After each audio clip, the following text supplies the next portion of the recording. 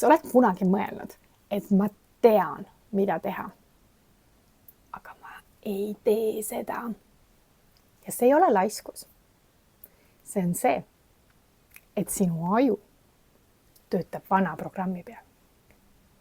Kui sa kunagi õppisid jalgrattaga sõitma, siis sa ei pidanud ju kogu aeg seda uuesti õppima. Miks? Sest see programm salvestus sinu aju.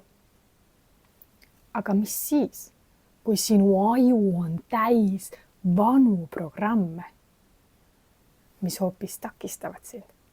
Sa võid lugeda raamatuid, kuulata podcaste, õppida uusi tehnikaid.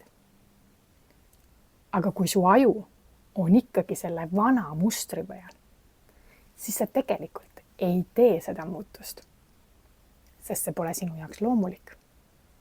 Sellepärast coaching töötab. See ei anna sulle lihtsalt uut infot, vaid see aitab sinu aju ümber programmeerimata nendeks uuteks ülesanneteks.